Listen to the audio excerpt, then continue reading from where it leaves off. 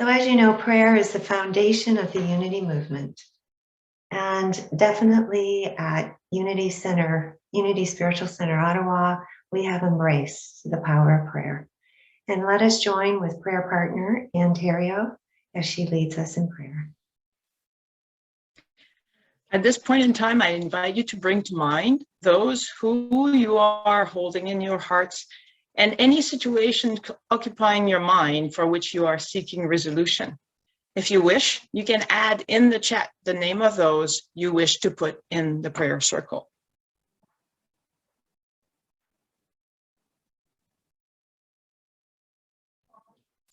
As we're doing that, I now breathe deep and slow, opening my heart to the infinite possibilities of the oneness.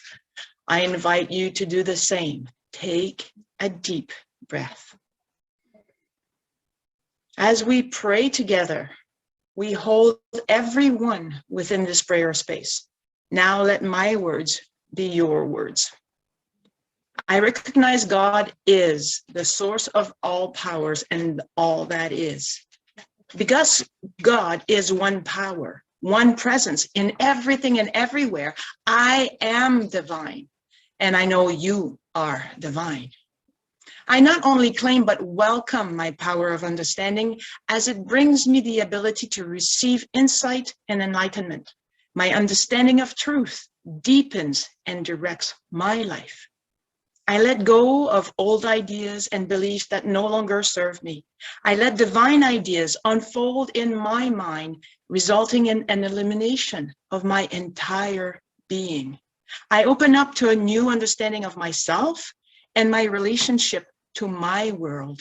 I am willing to change, ready to be renewed in the oneness, taking truth ideas and letting them unfold into new meanings and insight. Spiritual understanding enables me to see clearly in all matters, to receive instant answers to questions, and to provide planning and motivation for my actions. I am so happy and grateful for my power of understanding, trusting it as I proceed in an orderly, harmonious, loving way. Repeat with me. I am so happy and grateful for my power of understanding, trusting it as I proceed in an orderly, harmonious, loving way. Amen.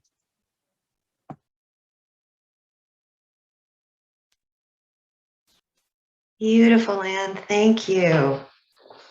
Thank you, thank you. And so before I introduce our guest speaker, it's a good time to use speaker view so you get the full experience with Reverend Martha. And to do that, click on the speaker view option at the top of your screen.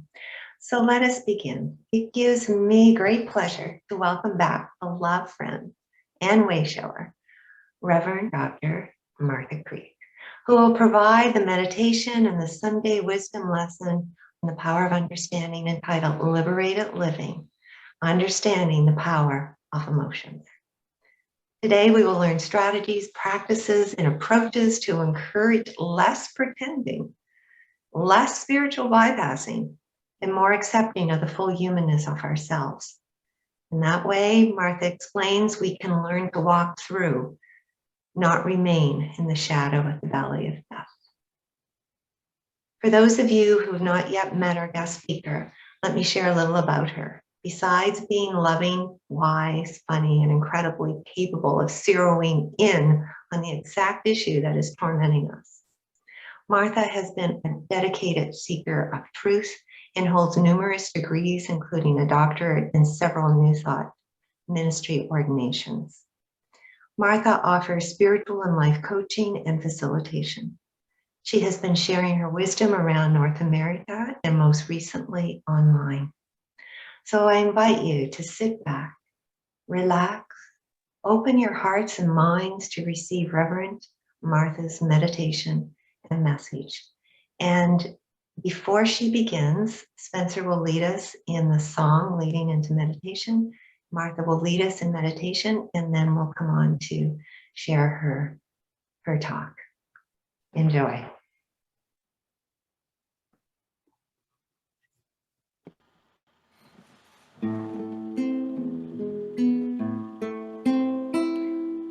go of the shore and let the water carry me. Let go of the shore, flow into the mystery. Let go of the shore and let the water carry me. Let go of the shore, flow into the mystery. I have all I need, it's all inside of me. Close my eyes and breathe and know that I am safe. Let go of the shore and let the water carry me. Let go of the shore, flow into the mystery. Flow into the mystery.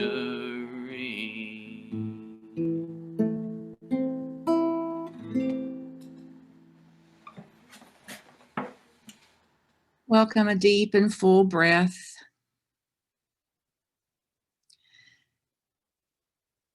And be aware that there is a still point within you. You may refer to as center, the center of you.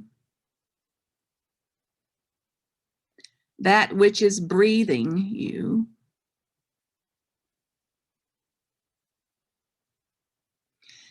And awake and aligned and attuned with that center, with that still point.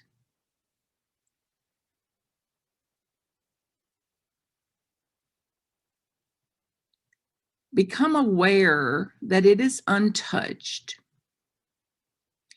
That it's untouched from stress, from wanting. It's free of wanting, free of needing, free of shoulds and shouldn'ts. It's free of illusion. It's free.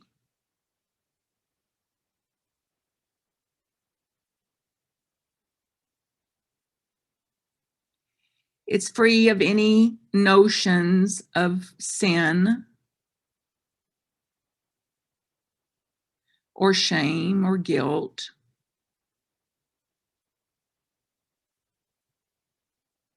It's untouched.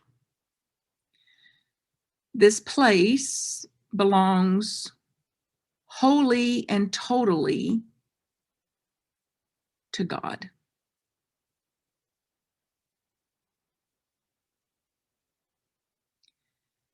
The infinite, eternal divinity of each and every one of us.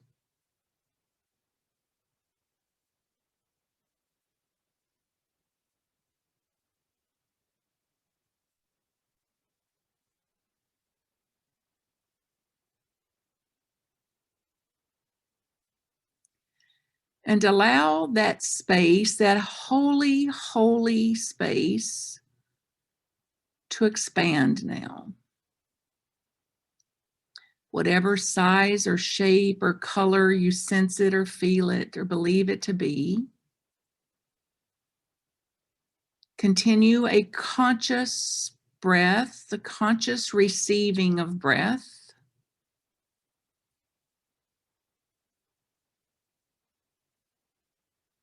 And swing wide the doors.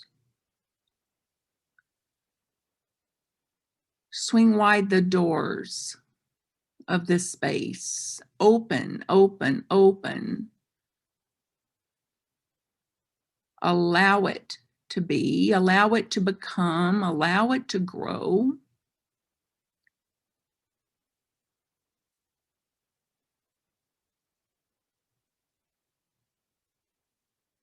And imagine it growing out from your center through the heart space or the solar plexus, the center of you, expanding up and up and up into the higher heart, into the throat,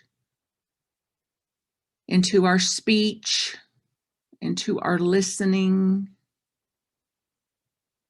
into your listening, into your speaking, into your vision, your knowing, your third eye, the faith in what is this infinite, eternal, untouched aspect of ourselves. And growing and expanding even out through the crown, flowing out like our own lava flow of light, of love, of faith, yes, of understanding, new understanding, of will and the power of will, imagination and the right creative use of imagination.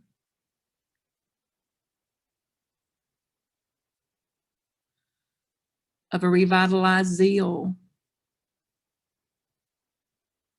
a deeper peace, a peace that passes understanding.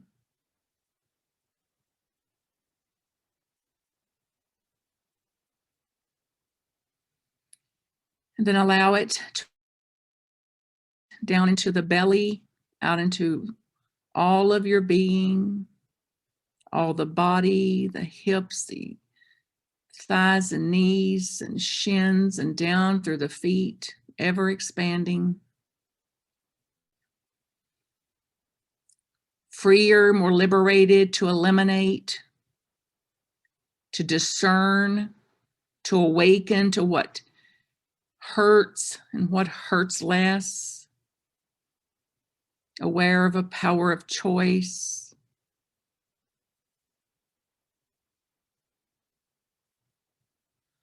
Aware of this infinite connection that our umbilical cord has not been broken. That to the source of life and all that is. So then imagine now this still point occupies all of your being. Your physical being from your crown to your toe. More in the holy, holy presence. And that it occupies our emotional aspects. Your emotional aspect. Calmer. Better able to respond, less reactive. Free to feel and to express feeling authentically and not under the spell of feelings. Having feelings and feelings not having you.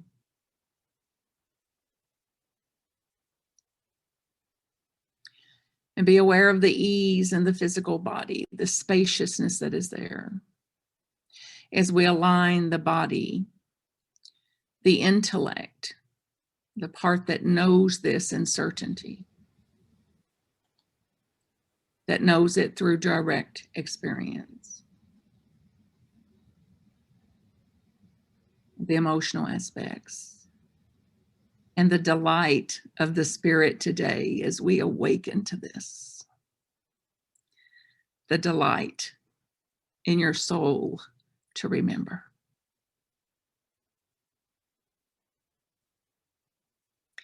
So we give great thanks for this time to pause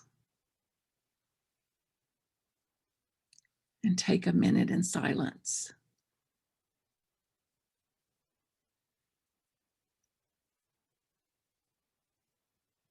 Imagining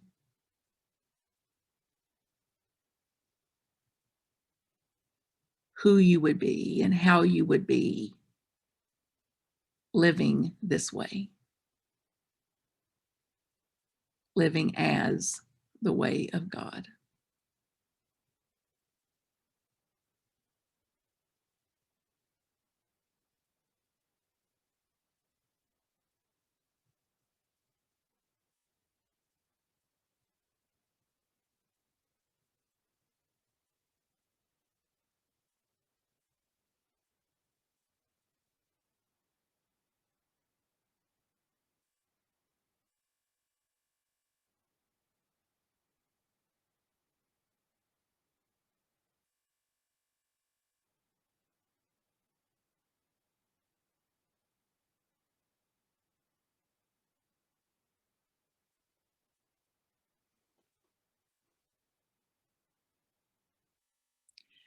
And imagine, get a sense of an embodiment of what it would be like to self-regulate,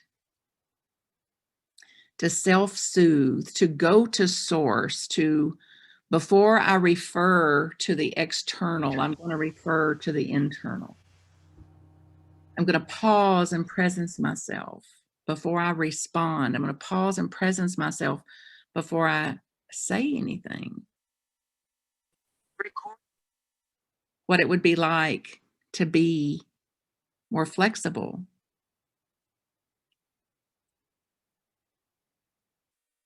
more resilient,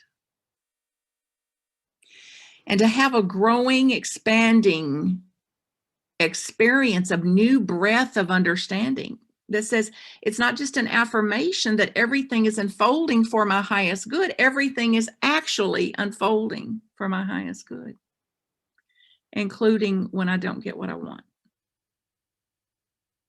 Wow.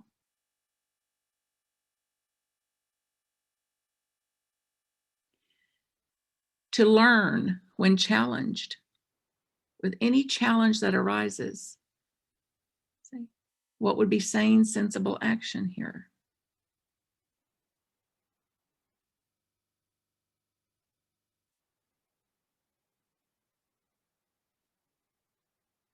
To be on purpose. What is it I want to cause? What is it I want to create?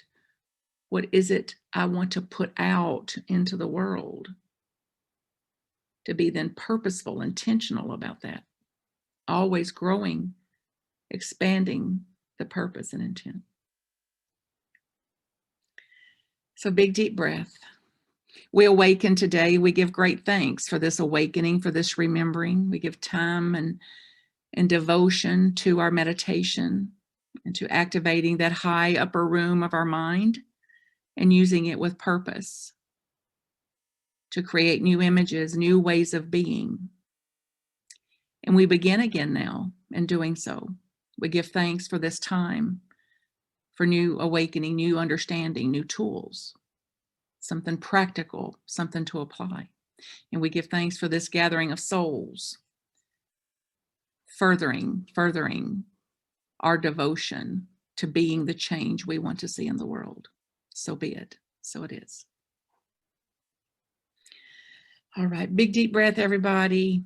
Lovely, lovely, lovely to be with you. My goodness, it's such an honor. I know some of you out there, and I can promise you if I could reach you, I'd be giving you a hug now unless you stop me from giving you a hug. So imagine being hugged, and by this one, and certainly by the divine.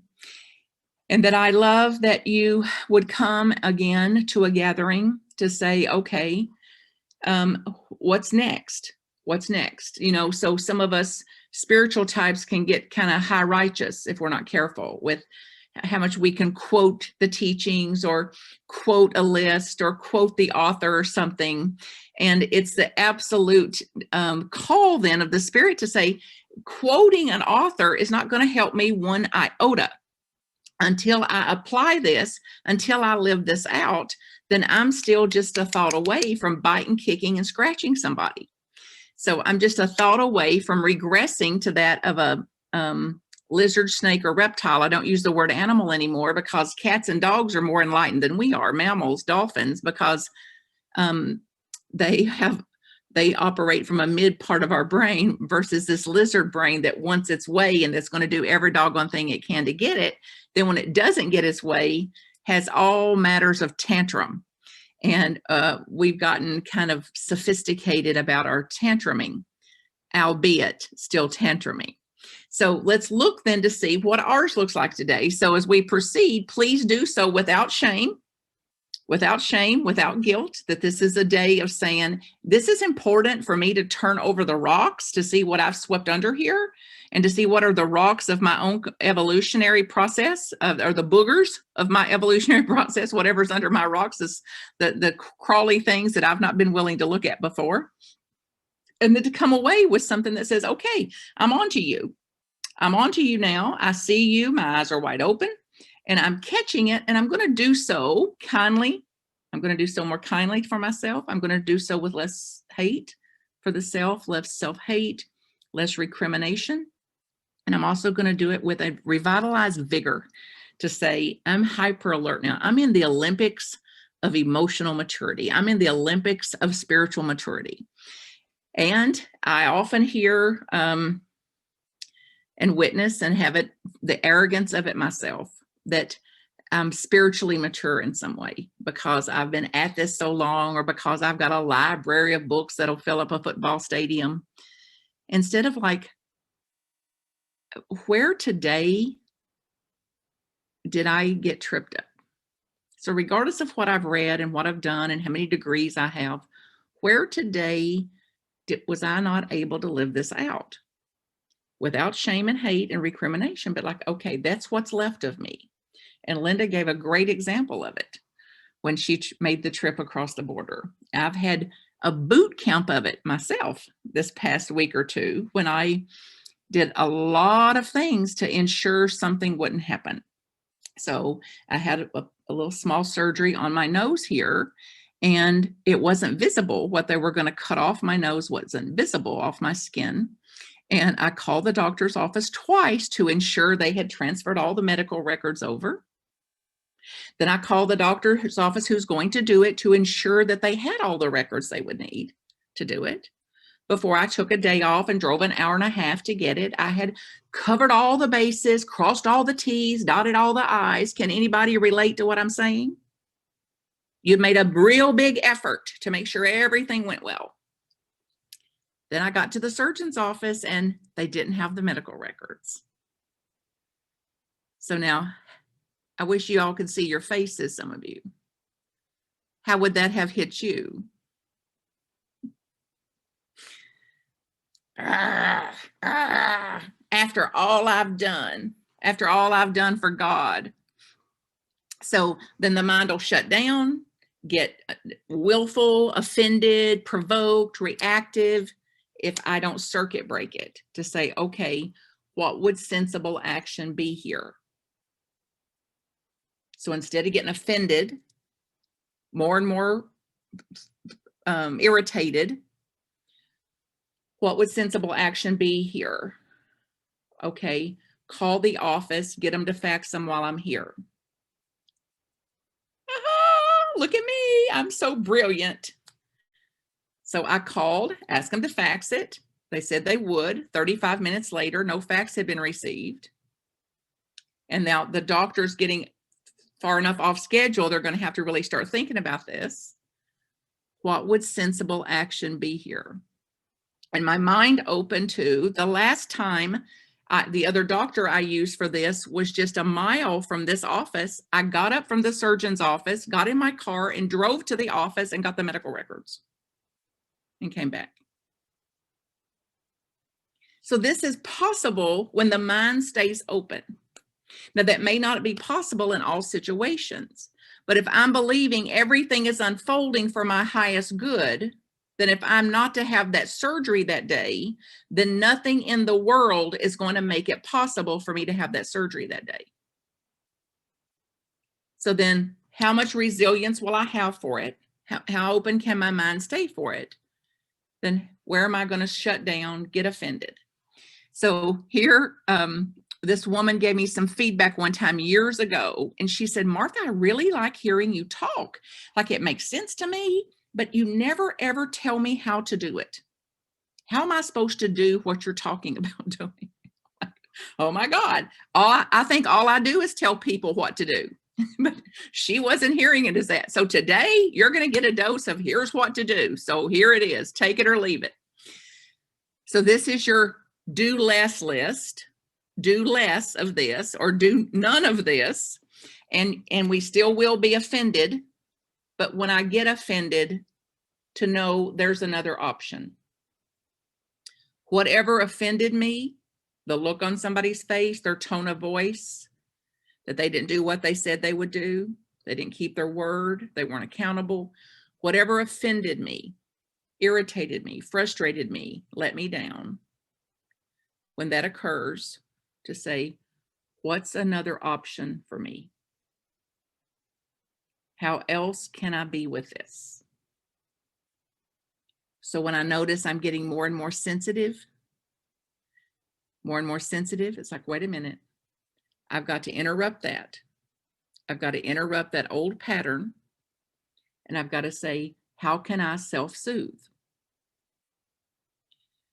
So less running on the track of quickly offended. When I find myself on that track, jump the track.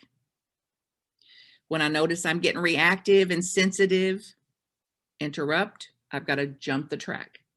So this well-laid track of 2,000 years of the human species, since Homo sapiens evolved, we've been running on the track of blaming, guilting, nitpicking, fault finding, what's wrong, what's the matter, who's the matter with me. So it's no little thing to jump that track and to lay down a new track. The brain scientists call it creating new neural pathways. And it can be done with practice. So there's a reason it's called spiritual practice. So notice then we're going to do less. In order to do this, we've got to be less demanding, less willful, less stubborn, less thinking in black and white, all or nothing, yes or no, you're for me or against me. So this could include listening to your language. It says they do it all the time. They do it all the time, every time, every time. So less dramatization, less exaggeration, less criticizing, less displacing of my emotions. So whatever emotions I have, that I'm going to take responsibility for them, to care for myself, to self-soothe, to allow some process, to write, to journal, to scream, to pray, to use a mantra, to use worksheets, to have a witness, to ask someone to bear this with me, to express it, but to do so purposefully expressing, the opposite of displacing, dumping. Less comparing. Compare equals despair. Less comparing, less globbing onto somebody, less minding other people's business. And you'll know this is happening when you hear things like, they should have done this, or they should have done that, or they should not have done that. So it's like, oh, wake up, wake up, wake up. It's like God, the universe, the Holy Spirit saying, wake up, honey, wake up. Wake up. You've checked into Hell Hotel. And you're holding the key. So you can check out as soon as you've had enough misery. So when you've had just enough misery, it's like, okay, I got to check out of this. I got to jump the track of this and get over here onto my new track. I got to get over here to the higher part of my emotions, the higher part of my brain, this upper chamber of my spiritual room, and say, there's another way here. So before I go on then to, we got a list here of things I'm going to do less of. Hopefully you'll do less of it for your own sake. And then what are we going to do more of? So as we do less of these things, what are we going to do more of? So see, as you contemplate, just take a minute here and contemplate what you think is the difference of this. You're either the way of God or you're in the way of God.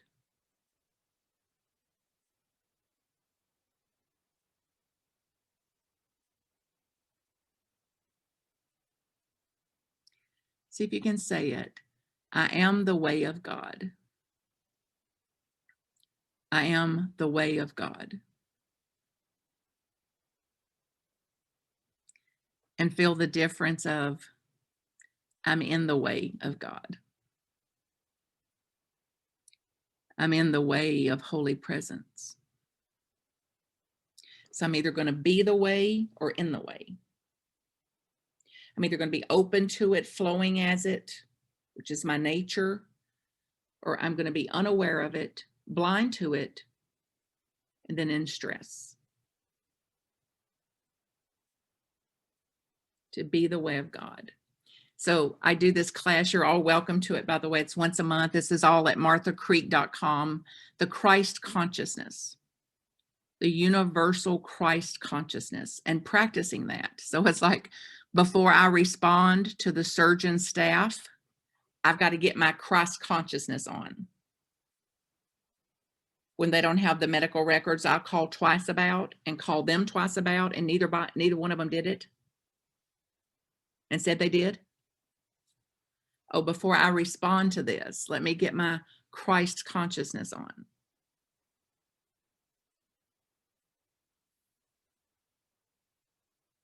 Okay. So now imagine you're with your most difficult family member.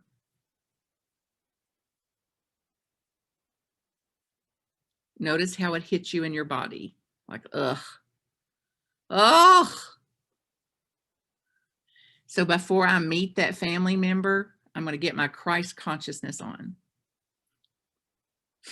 See, you're grinning. Some of you, the ones I can see, you're grinning just thinking about it. It's like, oh my God. See, if you greet your family like this, they'll think you're on a new medication or that you've started to meditate again. You know, they'll even be curious about what's happened. So get a sense of being across from some difficult person, a family member, somebody that's a coworker, and they're exactly the same. I mean, you know, honestly, they're just a knucklehead. However, you're different. You are different. You have awakened to something else. You have awakened to a new way of being that says, whatever they do is none of my business. What I do is my business, and it's a full-time job. So I'm going to be adjusting and regulating myself in response to them. So then get a sense, then you're going to start doing more of self-regulating. Taking a big, deep breath. Every faith tradition for 2,000 years has told us this and taught us this. One conscious breath. The power of taking a conscious breath before I do anything. And sometimes it may take 3 if you're really jacked up or if they're really a knucklehead. So a deep, deep breath. So I'm going to self-regulate. I'm going to self-manage. This past few weeks that I've been in a boot camp, and I only gave you one little thing of about 10 things like that. I said I must access my still point. I'm going to pass through the portal of my still point before I do anything in the external. So I've got to go internal, access the holy presence, and then go to the external. So just taking that pause has been powerful. Pausing, presencing myself, then proceeding. So I'm going to do what a resilient person would do, not somebody that's knee-jerkish and instinctual. So I'm going to be like, okay, what would resilient, if I had a little grit here, a little resilience, if I had just a hair more stamina for this, a hair more acceptance of this, how would I be with it? And then I'm going to take responsibility for myself.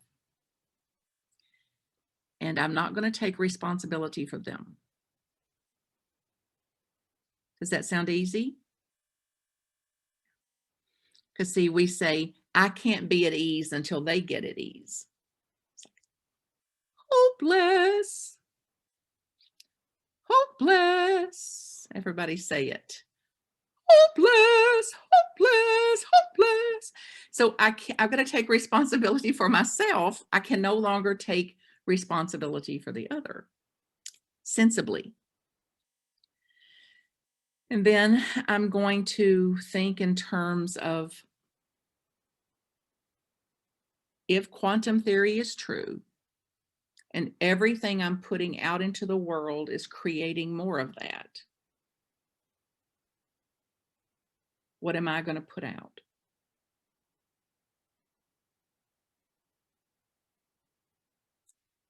What am I going to put out? And to take responsibility for that. So I may need to get quieter until I can regulate my speech and to be more in what the Buddhists call right speech. I'm conscious of what I'm saying. I'm conscious of why I'm saying it. I'm conscious and intentional in what I want to create here by what I'm saying and what I'm speaking. Okay, big deep breath. And see if you can commit to one or two things for this day, this week, this month. What's your takeaway from this teaching today, this message today, that you're willing to devote some practice to be more the way of God and less in the way, to be more in the still point than in the stress.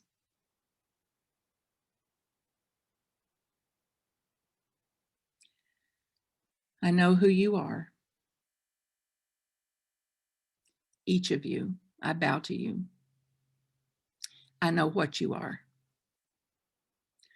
I know who you are and whose you are. And I know that you're here to serve. And I know that you're here serving. And I thank you.